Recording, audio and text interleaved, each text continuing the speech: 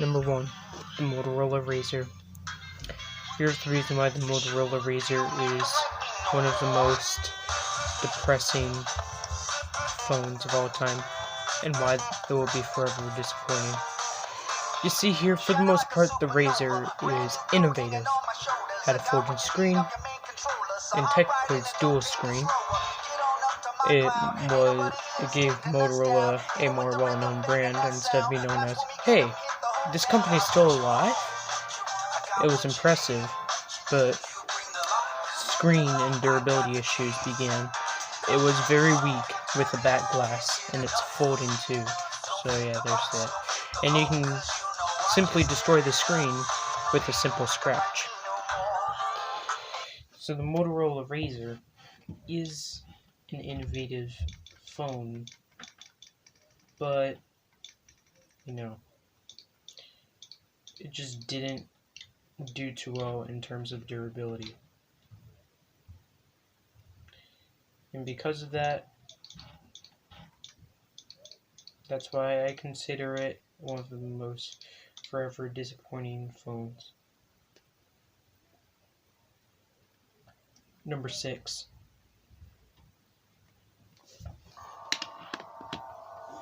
iPhone 6. Now, I actually own a model, but this isn't one of the original 6s. This is the 6S.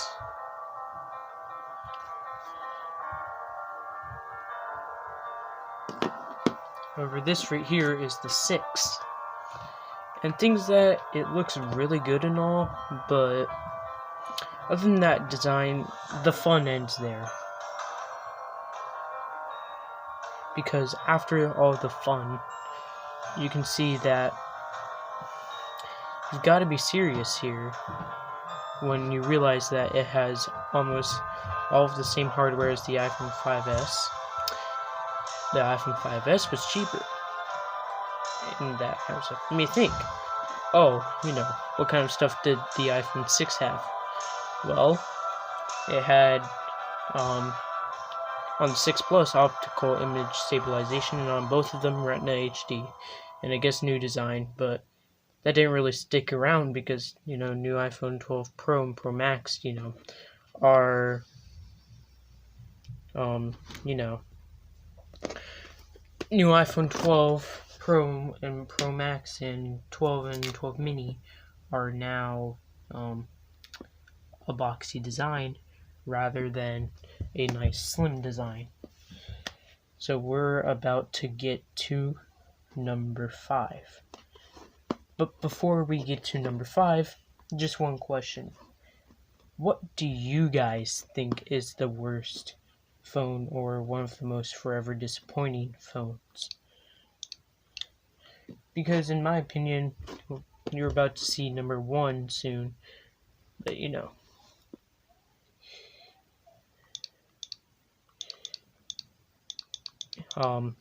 I'm curious about your opinion.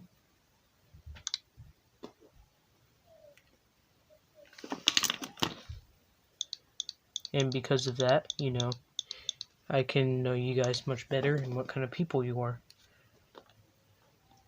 But anyways, now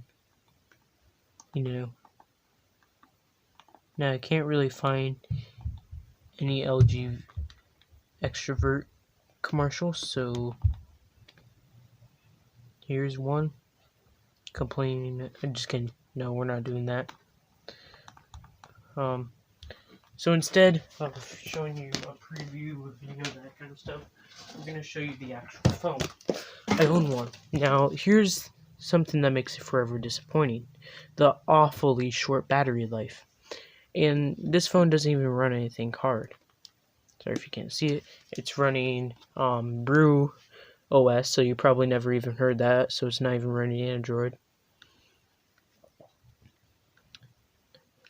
Amongst that, has a keyboard, so you may think, oh yeah, it still has a touchscreen and everything. Mind you, this was made in 2012, when the keyboard was basically being removed off of phones. And this was Verizon locked. Sure, this was a budget phone, but if it wasn't Verizon locked, it could have sold better and have some sort of opportunity. And I guess you could take photos on it, but it's the same as the first iPhone. Here, let's show you a picture.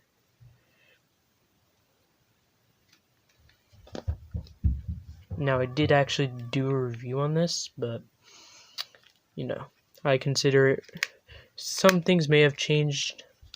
I consider it forever disappointing. And just like the Motorola Razr, scratching the screen is as simple as having long nails. I just did it. So that's why I consider the LG Extrovert, the most disappointing, or one of the most disappointing phones of all time. Now, if you think we're done yet, I hate to say it, but we're not.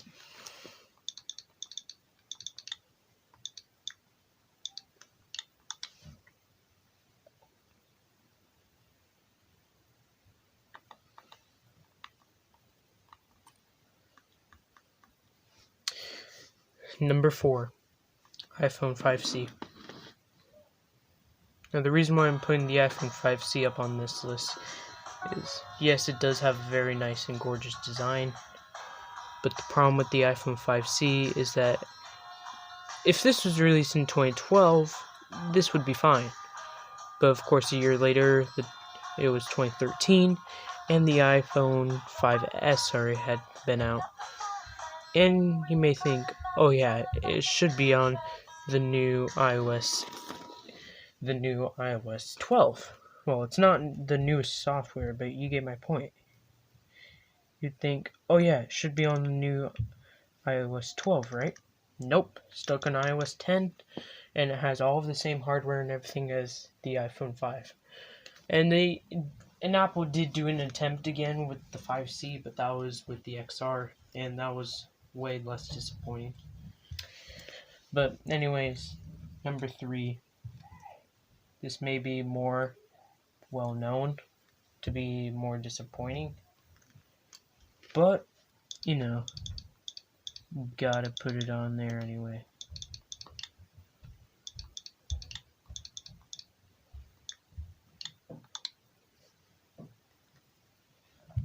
Number 3.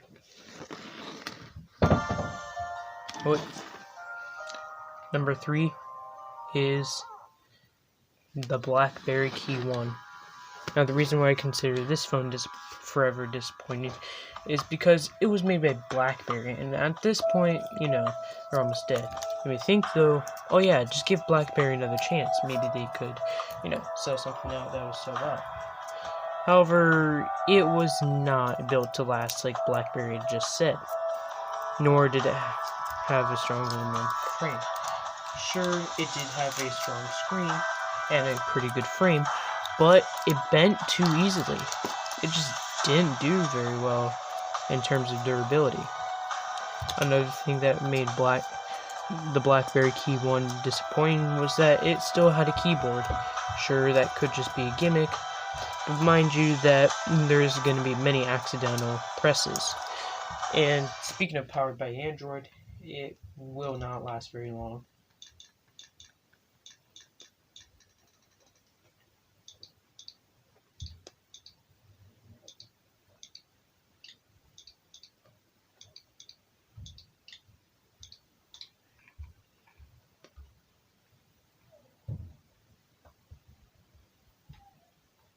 Number 2, Google Pixel 4.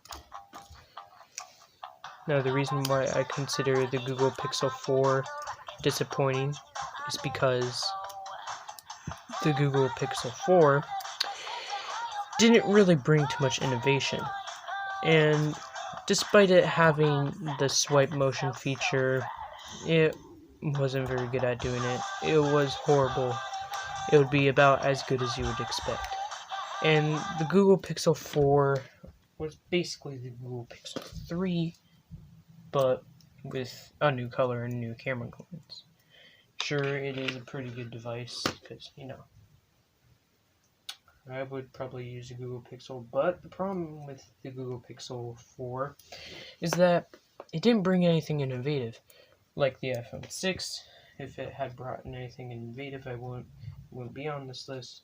But since it was just like its last generation phone, it's not going up on this list. And you may think, oh, what about that motion sensor? Or what about more processors?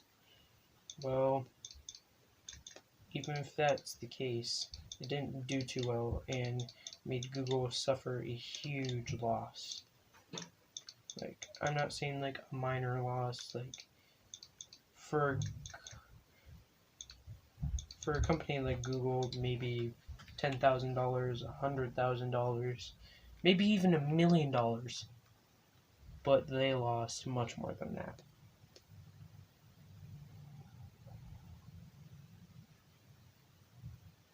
And finally, last but not least, disappointing phone is, drumroll please. Yeah, making you do it. Go on, do it. Do it. Do it now. Okay, thank you. The Samsung Galaxy Note 7. The thing about this was that it was innovative and all, but the batteries exploded. And that's pretty bad to see. Just look at all of these good features and amazing functions. Unfortunately, the batteries were horrible and exploded. And even though Samsung recalled the Galaxy Notes, they exploded again. And then they made Fan Edition. And guess what?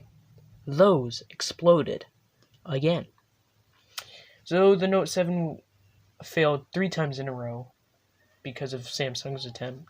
And this is something Samsung does not like to bring up, but puts in their phones anyway, with heavy, and I mean heavy, safe charging. Safe charging, right, there we go. With a lot of safe charging. I mean, just look at their S8, or Note 8, S9, or Note 9.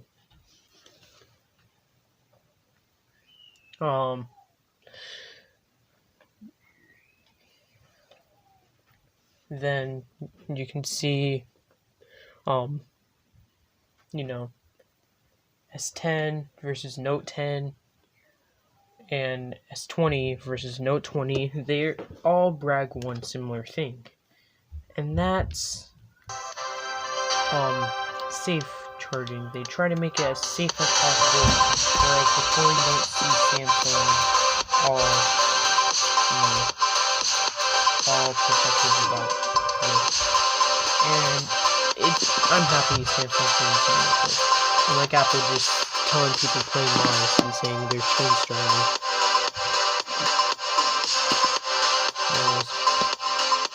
I'm looking at from Social Media Tech. Have a good day, and goodbye.